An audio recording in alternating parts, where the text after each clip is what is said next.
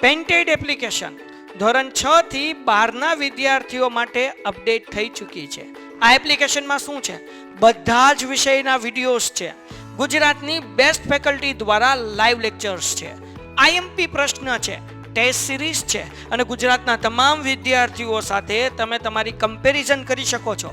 ગેમિફિકેશન છે અને બીજું ઘણું બધું. તો તમે એપ્લિકેશન ડાઉનલોડ ન કરી હોય તો ડિસ્ક્રિપ્શનમાં લિંક આપી છે. હમણાં જ પ્લે સ્ટોર ઉપર જાઓ અને એપ્લિકેશન ડાઉનલોડ કરો. ઘરે બેઠીને સરસ મજાનું ગુજરાતની જોરદાર ફેકલ્ટી સાથે ભણો, સારા માર્ક્સે પાસ થાઓ. हाँ 11वां चैप्टर ओके। हेलो હવે कमेंट बंद થતા है, कमेंट बंद થતા है और हम स्टडी कराने वाले हैं आज आपको भारत का न्याय तंत्र। भाई एक वस्तु याद રાખો દીકરા, ન્યાય તંત્રનું કામ શું હોય? સાહેબ ન્યાય તંત્રનું કામ હોય ન્યાય આપવાનું. પહેલું જ પોઈન્ટ સાહેબ, ન્યાય તંત્ર વિશે તમે ભણાવવા જઈ રહ્યા છો ત્યારે આ ન્યાય તંત્રનું કામ શું હોય એ અમને કયો તો ખબર પડે ને. તો ન્યાય તંત્રનું કામ હોય ન્યાય આપવાનું, ન્યાય આપવાનું અથવા તો કાયદાનું અર્થઘટન કરવાનું. કાયદાનું અર્થઘટન કરવાનું કામ હોય. સાહેબ સમજાઈ ગયું? ન્યાય તંત્રનું કામ શું હોય? ન્યાય આપવાનું. ધારાસભાનું કામ હોય કાયદો ઘડવાનું, કારોબારીનું કામ હોય કાયદાનો અમલ કરાવવાનું અને ન્યાય તંત્રનું કામ શું હોય? તો ન્યાય તંત્રનું કામ હોય સાહેબ ન્યાય આપવાનું. કોઈ વ્યક્તિ છે એની સાથે અન્યાય થયો છે, કોઈ વ્યક્તિ છે એની સાથે ખોટું થયું છે તો એને ન્યાય આપવા માટે ન્યાય તંત્ર છે આપણા દેશની અંદર. જ્યારે કોઈ વ્યક્તિએ ગુનો કર્યો છે અને એ વ્યક્તિને સજા દેવા માટે પણ ન્યાય તંત્ર છે. સમજાય છે? તો ન્યાય તંત્ર. હવે જુઓ, મેં તમને 10મા ચેપ્ટરની અંદર કીધું હતું કે આપણા દેશમાં કાયદો ઘડવાની બાબતમાં, કાયદો ઘડવાની બાબતમાં,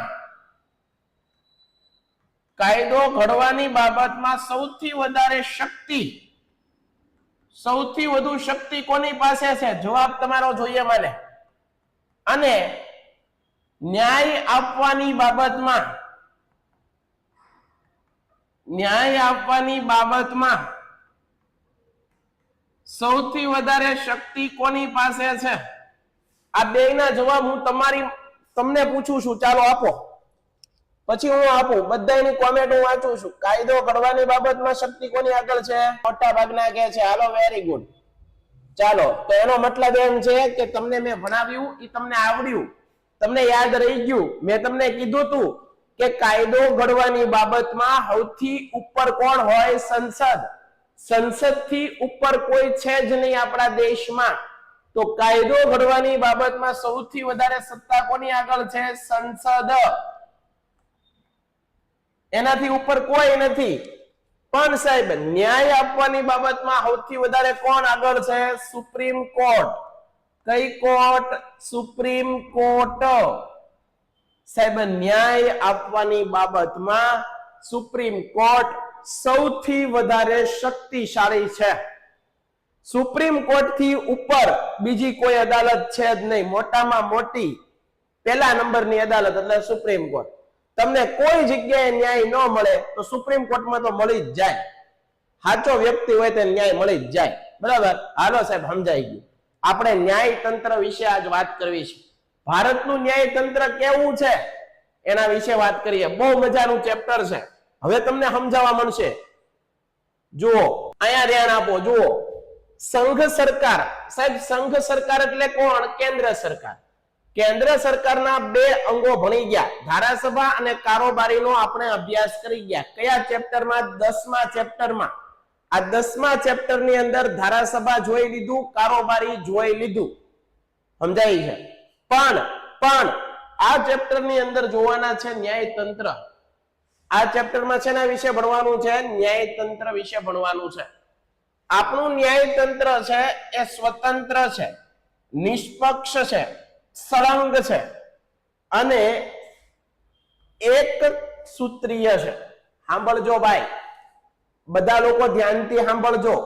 તમે ધારાસભા અને કારોબારી આ બે ટોપિક ભણી ગયા ધોરણ 9 ની અંદર ચેપ્ટર નંબર 10 માં.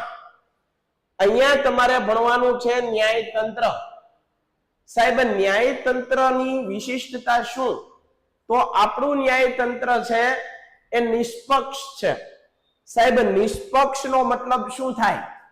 એનો મતલબ એમ થાય કે આપણું ન્યાયતંત્ર કોઈ પણની સાથે ભેદભાવ નહીં કરે, કોઈ પણની સાથે પક્ષાપક્ષી નહીં કરે, કોઈ પણ એક ધર્મને વધારે માન આપશે બીજા ધર્મને નહીં આપે, આવું નહીં કરે. આવું આપણા બંધારણમાં કહેવામાં આવેલું છે કે ભારતનું ન્યાયતંત્ર નિષ્પક્ષ. ગુનેગાર હશે તો એ કોઈ પણ જ્ઞાતિનો હોય, કોઈ પણ ધર્મનો હોય, કોઈ પણ લિંગ ધરાવતો હોય, એ બંગલામાં રહેતો હોય કે ઝૂંપડામાં રહેતો હોય, ગુનેગારને સજા થાશે થાશે અને થાશે. પણ જો કોઈ વ્યક્તિ નિર્દોષ છે, જો કોઈ વ્યક્તિ સાથે ખોટું થયું છે અને એની કોઈ પણ જ્ઞાતિ જાતિ હોય તો એ વ્યક્તિને આપણું ન્યાયતંત્ર શું આપશે? ન્યાય આપશે, આપશે ને આપશે. સમજણ પડી? તો આપણું ન્યાયતંત્ર છે એકીકૃત છે, સળંગ છે અને નિષ્પક્ષ છે. સાહેબ સળંગ છે એનો મતલબ શું? તો યાદ રાખજો, મારી કોઈક ફરિયાદ હોય, મારે કોઈકની સાથે વાંધો હોય તો હું પેલા નીચલી અદાલતમાં જાઉં. જો અહીંયા દોર્યું છે આપણા દેશનું ન્યાયતંત્ર આવું પિરામિડ આકારનું છે. પેલા તમારે ટ્રાયલ અદાલતમાં જવાનું, જે નીચી અદાલત હોય ત્યાં જવાનું. ત્યાં તમને ન્યાય નથી મળતો તો એનાથી ઉપર જવાનું. ક્યાં જવાનું? જિલ્લા અદાલતમાં. માની લ્યો કે તમને જિલ્લા અદાલતમાં પણ ન્યાય મળતો નથી, તમને જિલ્લા અદાલતમાં પણ તમને સાચો તમારે જોતો એવો ન્યાય મળતો નથી, તો તમારે ઉપર જવાનું. વડી અદાલત હાઈકોર્ટની અંદર જવાનું. આપણા રાજ્યની સૌથી મોટી અદાલત હાઈકોર્ટ હોય, દરેક રાજ્યમાં હોય. હાઈકોર્ટમાં પણ તમને ન્યાય નથી મળતો, તમને એમ છે કે હું સાચો છું મારી યાર ખોટું થાય, તો તમે સુપ્રીમ કોર્ટના દરવાજા ખખડાવી શકો. અને સુપ્રીમ કોર્ટમાં તમને ન્યાય ન મળે તો સીધું ઘરે વહી આવવાનું. પછી બીજી કોઈ અદાલત છે જ નહીં. સુપ્રીમ કોર્ટ થી ઉપર કોઈ પણ અદાલત આપણા દેશની અંદર કાર્ય કરતી નથી. આ તમને યાદ રહેવું જોઈએ ભાઈ. આપણા દેશમાં સુપ્રીમ કોર્ટ થી ઉપર કાંઈ છે નહીં. તો યાદ રાખજો, કેટલી વસ્તુ યાદ રાખી? કાયદો ઘડવાની બાબતમાં સૌથી વધારે શક્તિ કોની પાસે છે? તો યાદ રાખો, સંસદ. બરાબર. પછી કાયદો ઘડવાની બાબતમાં સૌથી વધારે શક્તિ સંસદ. ન્યાય આપવાની બાબતમાં સૌથી વધારે શક્તિ તો કે ભાઈ સુપ્રીમ કોર્ટ. સંસદ અને સુપ્રીમ કોર્ટ એકબીજા સ્વતંત્ર છે, એકબીજામાં દખલગીરી નહીં કરે. બીજું, ભારતનું ન્યાયતંત્ર કેવું? તો કે ભાઈ સળંગ છે, એકીકૃત છે અને નિષ્પક્ષ છે. કેવું છે? નિષ્પક્ષ, કોઈ પક્ષપાત નહીં કરે. બરાબર, આટલી વાત સમજાવી દીધી. ભારતની સંઘીય રાજ્ય પદ્ધતિમાં સમગ્ર દેશમાં એક સોપાનબદ્ધ, સળંગ અને એક સૂત્ર ન્યાય પદ્ધતિ છે. ભારતના ન્યાયતંત્રની વ્યવસ્થા સુગ્રથિત પિરામિડ રૂપે. પિરામિડ એટલે આવી રીતે છે, નીચેથી ઉપર ઉપર જાતું જવાનું. તમને ન્યાય મળે પેલા નીચલી અદાલતમાં જવાનું, પછી ઉપલી અદાલતમાં જવાનું. જો ન્યાય ન મળે તો આપણે ત્યાં એક તંત્રી રચના કરવામાં આવી છે. તદનુસાર કેન્દ્ર કક્ષાએ ટોચ પર દેશની સર્વોચ્ચ અદાલત એટલે કે સુપ્રીમ કોર્ટ હોય. સૌથી મોટી અદાલત સુપ્રીમ કોર્ટ, ત્યાંથી કોઈ ઉપર નથી. જ્યારે તેની મધ્યમાં રાજ્ય કક્ષાએ વડી અદાલત. આપણા અમદાવાદમાં હાઈકોર્ટ આવેલી છે.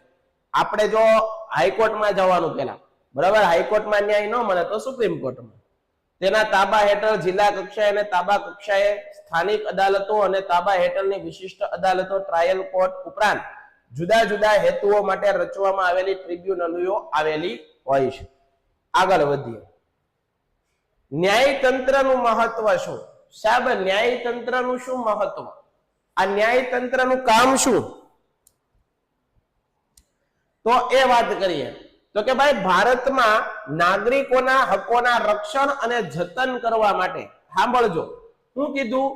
નાગરિકોના હકોના રક્ષણ અને જતન કરવા તેમજ કેન્દ્ર અને રાજ્ય વચ્ચેના, ઘણીવાર શું થાય? કેન્દ્ર અને રાજ્ય વચ્ચે ઝઘડાઓ થાય, તો કેન્દ્ર અને રાજ્ય વચ્ચેના કાર્યના વિભાજન એટલે કાર્યના વિભાજનને લગતી કોઈ વિસંવાદિતા સર્જાય તો બંધારણની જોગવાઈ મુજબ ન્યાયતંત્ર એનો ઉકેલ લાવે, સમાધાન કરાવે.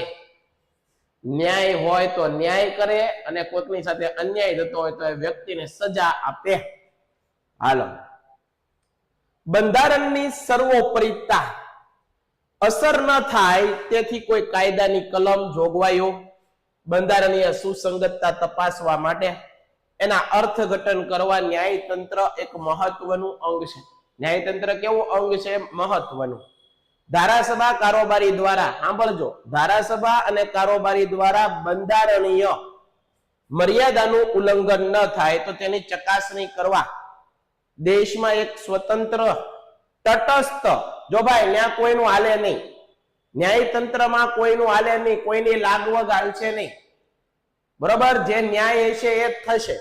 એ પછી પૈસા વાળો હોય અને ગુનો કરશે તો એને સજા થશે ને થશે. ગરીબ હશે એની સાથે અન્યાય થયો હોય તો એને ન્યાય મળશે ને મળશે. બરાબર? તો યાદ રાખજો, તટસ્થ, નિષ્પક્ષ, નિર્ભીક ન્યાયતંત્ર એ લોકશાહીની આધારશિલા છે. ન્યાયતંત્ર એ લોકશાહીની શું છે? એક શિલા છે. ન્યાયતંત્ર નિષ્પક્ષ હોવું જોઈએ, નકર તો ગુનેગાર છે એ બજારમાં ફરવા માંડે પૈસા દઈ એવું હાલે નહીં. ન્યાયિક પ્રક્રિયામાં ક્ષતિ કે વિલંબ ન થાય, નાગરિકોને ઝડપી ન્યાય મળે, ઝડપી, સસ્તો અને સમાન ન્યાય મળે, એ બાતે બંધારણનો હેતુ સરે છે.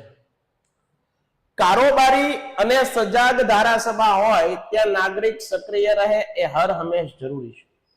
પરંતુ કેટલીક વખત કારોબારી અને વહીવટી કારોબારીની નિષ્ક્રિયતા બે જવાબદારપણાને કારણે તથા ધારાસભાની આપખુદશાહીના પરિણામે જાગ્રત, નીડર, સ્વતંત્ર, નિષ્પક્ષ એવા ન્યાયતંત્રને ન્યાયિક સક્રિયતા દર્શાવી છે. કેવી સક્રિયતા? ન્યાયિક સક્રિયતા દર્શાવી છે. જોઈએ, કારોબારી અને સજાગ ધારાસભા હોય ત્યાં ન્યાયતંત્ર સક્રિય રહે છે, હર હંમેશ જરૂરી છે. પરંતુ કેટલીક વખત કારોબારી અને વહીવટી કારોબારી નિષ્ક્રિયતા અને બે જવાબદારપણાને કારણે તથા ધારાસભાની આપખુદશાહીના પરિણામે જાગૃત, નીડર, સ્વતંત્ર, નિષ્પક્ષ એવા ન્યાયતંત્રએ સક્રિયતા દર્શાવી છે.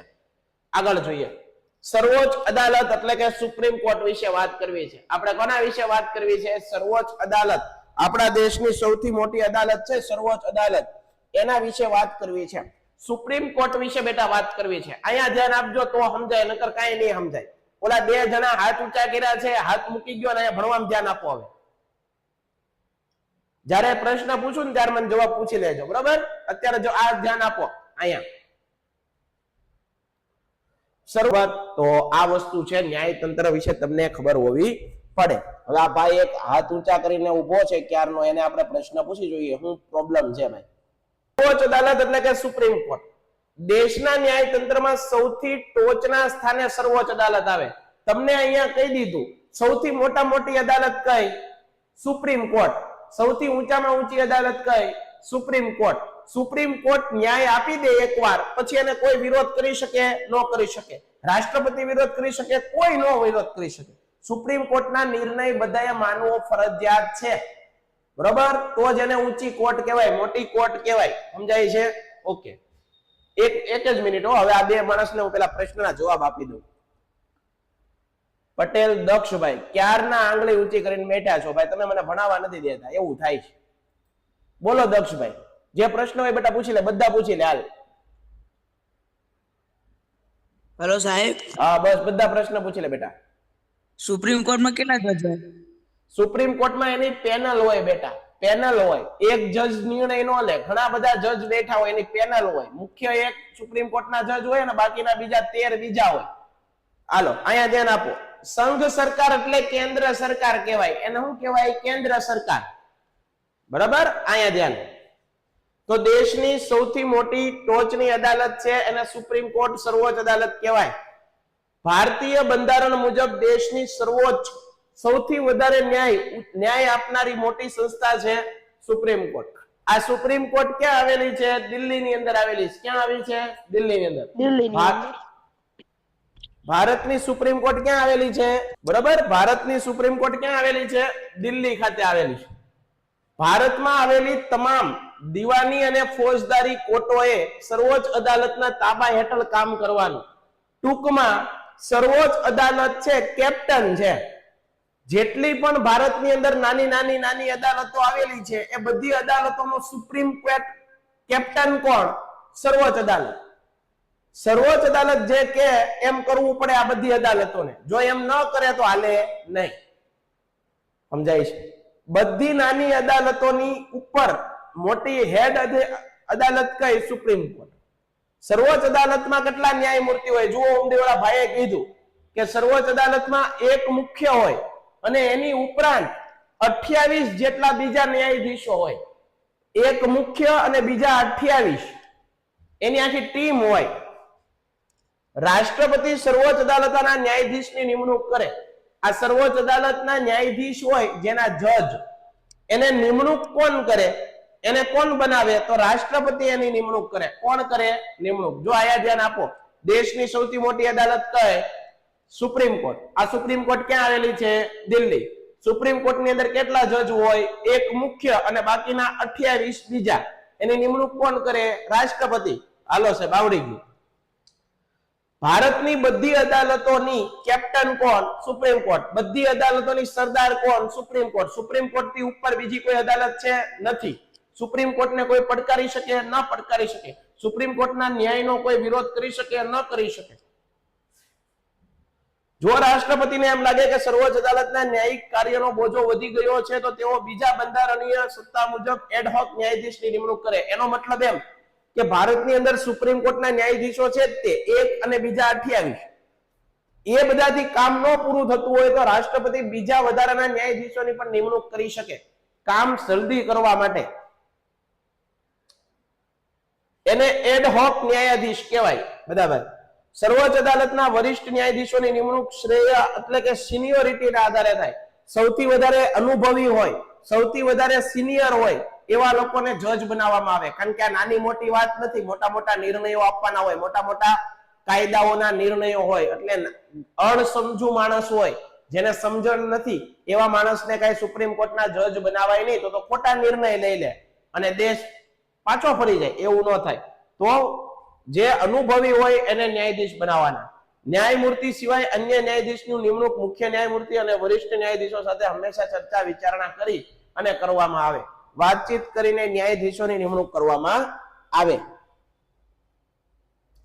ડન છે? હાલો આગળ. તો આ વસ્તુ આવડવી જોઈએ. આમાંથી કેટલા બધા પ્રશ્ન પૂછાય. ભારતની સુપ્રીમ કોર્ટ ક્યાં? દિલ્હીમાં. સુપ્રીમ કોર્ટના ન્યાયાધીશની નિમણૂક કોણ કરે? તો કે ભાઈ રાષ્ટ્રપતિ. ભારતની અંદર કેટલા ન્યાયાધીશો હોય સુપ્રીમ કોર્ટમાં? એક મુખ્ય અને બાકીના 28. જો સુપ્રીમ કોર્ટની અંદર કામકાજ વધી જાય તો રાષ્ટ્રપતિ વધારાના ન્યાયાધીશની નિમણૂક કરે અને શું કહેવાય? એડહોક ન્યાયાધીશ.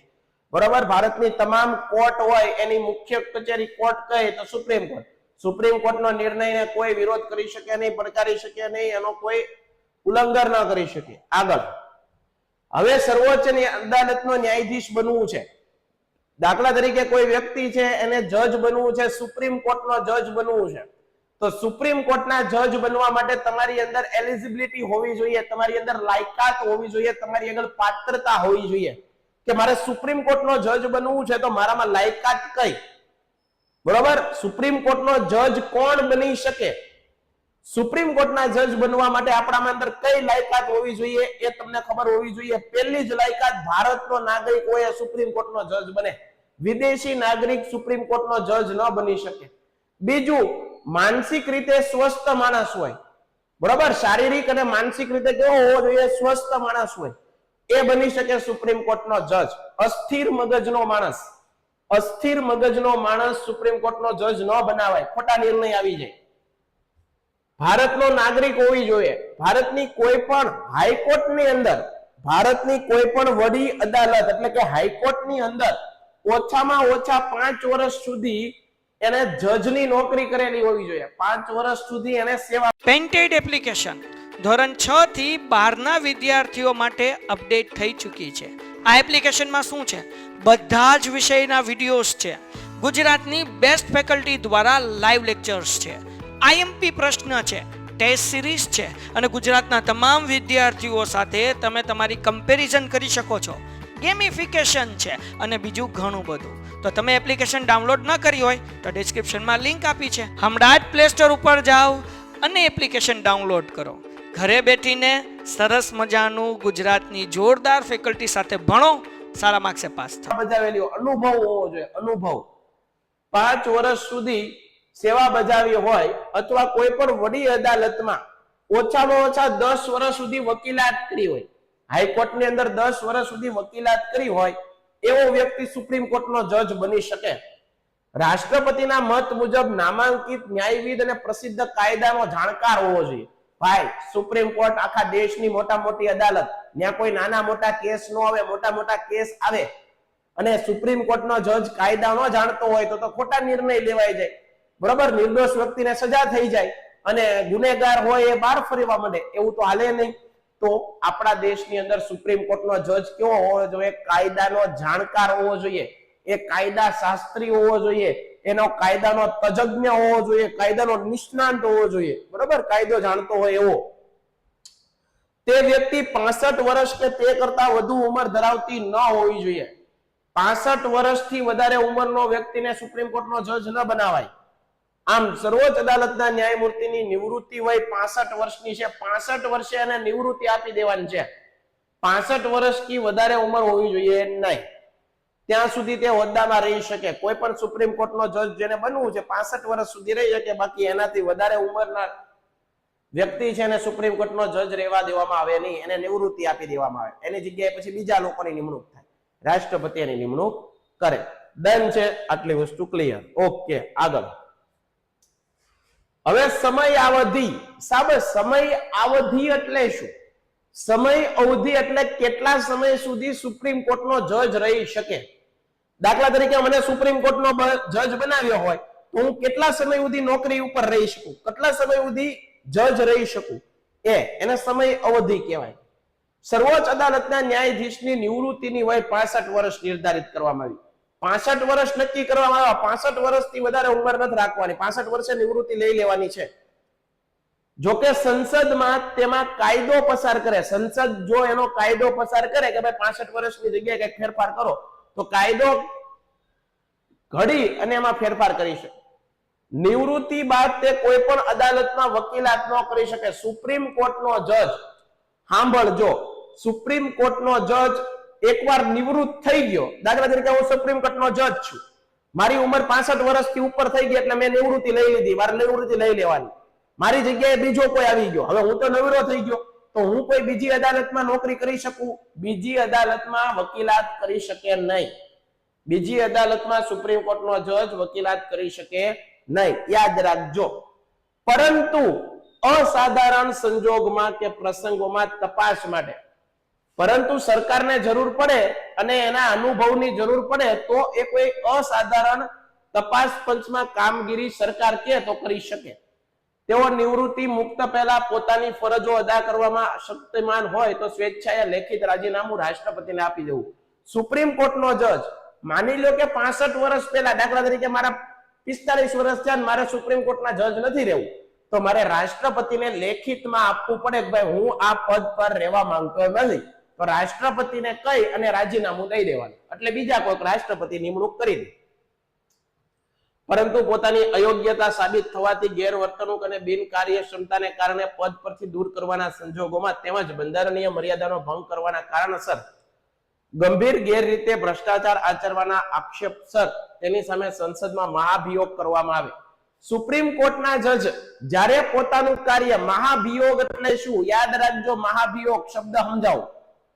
સુપ્રીમ કોર્ટનો જજ, હું સુપ્રીમ કોર્ટનો જજ છું, મેં દાખલા તરીકે કોઈ કાયદાકીય કામ ન કર્યું અથવા મેં ખોટી રીતે કંઈક કામ થઈ ગયું મારથી, સુપ્રીમ કોર્ટનો જજ બંધારણીય રીતે કે કાયદાકીય રીતે પોતાનું કાર્ય ન કરતો હોય, સાંભળજો, સુપ્રીમ કોર્ટનો જજ પોતાનું કાર્ય બંધારણીય રીતે કાયદાકીય ન કરતો હોય ને ખોટી રીતે કરે છે અને જો ખબર પડે તો એને પોતાના પદ પરથી હટાવવા માટેની એક પ્રક્રિયા થાય, એ પ્રક્રિયાને મહાભિયોગ કહેવાય. સુપ્રીમ કોર્ટના જજને હટાવવાની પ્રક્રિયા એને મહાભિયોગ કહેવાય, બરતરફ કરી શકાય. તે માટેની કાર્યવાહી આ પ્રમાણે છે. સાહેબ, સુપ્રીમ કોર્ટના જજને હટાવી દેવા છે, બરોબર, કામ નથી કરતા, એને હટાવી દેવા તો શું કરવું પડે? સંસદના દરેક ગૃહની કુલ સભ્ય હોય, સંસદની અંદર 2 ગૃહ હોય, કે ભણાવી દીધું 10મા ચેપ્ટરમાં લોકસભા રાજ્યસભા, એ બંને ગૃહની બહુમતીની સંખ્યાના આધારે ગૃહમાં જેટલા હાજર સભ્ય હોય એની 2/3 બહુમતી લઈ લેવાની, કે બધા લોકો કહે છે કે આને હટાવો, એવું ટેકાવાળું નિવેદન લઈ રાષ્ટ્રપતિ સમક્ષ રજૂ કરવામાં આવે અને રાષ્ટ્રપતિ એ હુકમના આધારે સુપ્રીમ કોર્ટના જજને હોદ્દા પરથી ઉતારી નાખે. સંસદમાં ન્યાયાધીશના ગેરવર્તન અંગેનું નિવેદન રજૂ કરવા માટેની તપાસ કાર્યવાહી તેમજ સાબિતી માટેની કાર્યવાહીનું નિયમન કરશે. સંબંધિત ન્યાયાધીશને સંસદમાં હાજર રહી અને પોતાના બચાવમાં પોતાનું નિવેદન રજૂ કરવાની તક આપવામાં આવી છે. બરાબર? તો આ વસ્તુ તમને આવડવી પડે. આ વસ્તુ તમને આવડવી પડે કે ભાઈ સુપ્રીમ કોર્ટ છે એના જજને બનવાની લાયકાત કેટલી હોવી જોઈએ. સુપ્રીમ કોર્ટનો જજ એ કાયદાકીય રીતે કામ ન કરતો હોય તો એને કોણ હટાવી શકે, કેવી રીતે હટાવી શકે.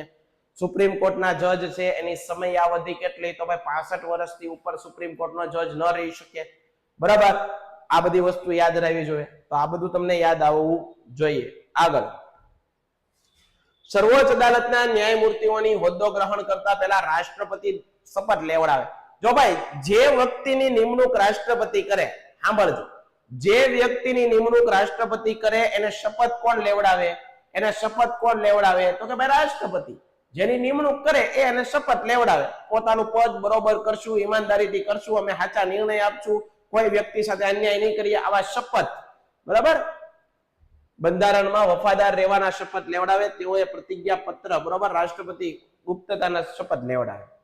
પ્રતિજ્ઞા પત્ર પર સહી કરવી પડે છે. સર્વોચ્ચ અદાલતની સત્તા અને કાર્ય. સાહેબ, આપણી સુપ્રીમ કોર્ટ છે એના કાર્ય શું, એની સત્તાઓ શું, એની પાસે કઈ શક્તિઓ છે જોઈએ. ભારતની સર્વોચ્ચ અદાલત દુનિયાની કોઈ પણ સર્વોચ્ચ અદાલત કરતા વિશેષ સત્તા, સૌથી વધારે સત્તા અને કાર્ય ક્ષેત્ર ધરાવે. આ કાર્ય ક્ષેત્રના મૂળભૂત ક્ષેત્રાધિકાર, વિવાદ ક્ષેત્રાધિકાર, સલાહકાર ક્ષેત્રાધિકાર એમ 3 પ્રકારના કાર્યમાં વહેંચી શકાય. પહેલું, મૂળભૂત ક્ષેત્રાધિકાર. ક્ષેત્રાધિકાર એટલે હું મૂળભૂત કોઈ બાબતો હોય એ બાબતે ન્યાય આપવા માટે સુપ્રીમ કોર્ટ કેવી છે? કટિબદ્ધ છે. કટિબદ્ધ. જ્યારે કોઈ અદાલત સૌ પ્રથમ તકરાર સાંભળીને નિર્ણય આપવાની સત્તા હોય તેને મૂળ અધિકાર ક્ષેત્ર કહેવાય, મૌલિક અધિકાર. અને કેસનો નિર્ણય કરવાની સત્તા અને અન્ય કોઈ અદાલતને નથી, તે સર્વોચ્ચ અદાલતને છે. આ અધિકાર ક્ષેત્રમાં નીચેના પક્ષકાર હોવા જોઈએ, જેમાં વિવાદનું નિરાકરણ કરવાની સત્તા ધરાવે છે. સંઘ સરકાર અને એક કે તેથી વધુ રાજ્ય વચ્ચેના ઝઘડાઓ, બરાબર, એટલે કે સરકાર અને કોઈ રાજ્ય વચ્ચે ઝઘડાઓ હોય, આવું બાબતોનું સમાધાન લાવવા માટે સુપ્રીમ કોર્ટ છે એ મહત્વની સત્તા ધરાવે. દાખલા તરીકે ગુજરાત રાજ્ય છે અને દિલ્હી સરકાર વચ્ચે કંઈક ને કંઈક ડખા હોય, સરકાર વચ્ચે પણ ડખા થાય, બરાબર, તો એના વચ્ચેનું નિરાકરણ કોણ લાવે? તો કે ભાઈ સુપ્રીમ કોર્ટ. કોણ લાવે? Supreme court. સમાધાન કરાવી નાખે બે. એક તરફ ભારત સરકાર, એકથી વધુ રાજ્ય અને બીજી તરફ તેથી વધુ રાજ્ય વચ્ચેના મતભેદ હોય ને, તો એના સમાધાન પણ સુપ્રીમ કોર્ટ લાવતી હોય છે.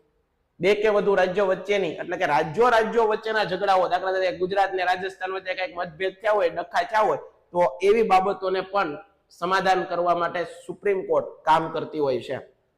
સર્વોચ્ચ અદાલતને સંઘ સરકારના કોઈ પણ કાયદાના બંધારણીય કાયદેસર લગતા તમામ પ્રશ્નો અંગેના ચુકાદા આપવાનો અધિકાર છે. આ અદાલતને નાગરિકોના મૂળભૂત હકોના રક્ષણ, જો ભાઈ તમારી સાથે કોઈ તમારા મૂળભૂત હકોનું રક્ષણ ન થતું હોય, તમને દાખલા તરીકે બંધારણે જે 6 અધિકારો આપ્યા છે તેમાંથી કોઈ પણ અધિકાર તમને ન મળતા હોય, તો તમને છૂટ આપવામાં આવી છે કે તમે સીધા સુપ્રીમ કોર્ટમાં જઈ શકો. સુપ્રીમ કોર્ટના અધિકારીઓ છે એનો તમે આગળ જઈ અને કહી શકો ભાઈ મને આ અધિકાર મળતો નથી, મને સમાનતાનો અધિકાર નથી મળતો, મારી યારે જ્ઞાતિવાદ થાય છે, મારી યારે ભેદભાવ થાય છે, તો તમને સુપ્રીમ કોર્ટ તરત ન્યાય આપે. બરાબર? એ છૂટ આપી છે. બાકી તમને સુપ્રીમ કોર્ટ અંદર આમ નામ ન જવાય, કારણ કે ના મોટા કેસ હોય, નાના કેસ હાલે નહીં. આ અદાલતને નાગરિકોના મૂળ હકોના રક્ષણ જતન કરવાની સત્તા ઉપરાંત મૂળભૂત હકોના ભંગ બદલ હાજર હુકમ, અધિકાર હુકમ, પ્રતિબંધિત હુકમ વગેરે બહાર પાડવાની સત્તા છે. રાજ્ય વચ્ચેના ઝઘડાઓ કે રાજ્યો વચ્ચેના નદીના પાણીના વહેંચણી હોય, બરાબર, એ ઉપયોગ બાબતે વિવાદ ઉકેલવાની સત્તા સર્વોચ્ચ અદાલતની હુકુમતની બહાર છે. તે માટે અલગ પાણી ન્યાય પંચ ટ્રિબ્યુનલોના ચુકાદાઓ આપે. સર્વોચ્ચ અદાલતના ચુકાદાઓ અંતિમ હોય. મેં તમને કીધું કે ભારતની સૌથી સર્વોચ્ચ ન્યાયાધીશ, સૌથી મોટી ન્યાયાલય હોય તો સુપ્રીમ કોર્ટ. સુપ્રીમ કોર્ટ થી ઉપર કઈ ન હોય. તમે ન્યાય લેતા લેતા સુપ્રીમ કોર્ટમાં જાઓ અને તમે છેલ્લે એમ કહો કે સુપ્રીમ કોર્ટે બરોબર ન્યાય નથી આપ્યો, તો ત્યાંથી સીધું ઘરે આવી આવે. એને ઉપર કઈ છે નહીં. સુપ્રીમ કોર્ટ થી ઉપર કોઈ અદાલત છે નહીં, બરાબર? એટલે સીધું ઘરે આવી આવવાનું, પછી ન્યાય ન મળે. અદાલતના ચુકાદાઓ અંતિમ હોય, અન્યત્ર પડકારી શકાતા નથી, તે બધા માટે શિરોમાન્ય હોય. સુપ્રીમ કોર્ટને કોઈ પડકારી શકતું નથી. સુપ્રીમ કોર્ટના ન્યાયને કોઈ પણ વિરોધ કરી શકતું નથી. તો આ વાત કરી આજે આપણે સુપ્રીમ કોર્ટ વિશેની, બરાબર? હવે અપીલોનું ક્ષેત્રાધિકાર છે એ આપણે કાલે ભણીશું, બરાબર? અપીલોનું ક્ષેત્રાધિકાર છે એના વિશે કાલે આપણે વાત કરીશું. ડન છે? તો આજનો લેક્ચર પેન્ટેડ એપ્લિકેશન ધોરણ 6 થી 12ના વિદ્યાર્થીઓ માટે અપડેટ થઈ ચૂકી છે. આ એપ્લિકેશનમાં શું છે? બધા જ વિષયના વિડીયોઝ છે. ગુજરાતની બેસ્ટ ફેકલ્ટી દ્વારા લાઈવ લેક્ચર્સ છે. આઈએમપી પ્રશ્ન છે, ટેસ્ટ સિરીઝ છે અને ગુજરાતના તમામ વિદ્યાર્થીઓ સાથે તમે તમારી કમ્પેરિઝન કરી શકો છો. ગેમિફિકેશન છે અને બીજું ઘણું બધું. તો તમે એપ્લિકેશન ડાઉનલોડ ન કરી હોય તો ડિસ્ક્રિપ્શનમાં લિંક આપી છે. હમણાં જ પ્લે સ્ટોર ઉપર જાઓ અને એપ્લિકેશન ડાઉનલોડ કરો. ઘરે બેઠીને સરસ મજાનું ગુજરાતની જોરદાર ફેકલ્ટી સાથે ભણો, સારા માર્ક્સે પાસ થાઓ.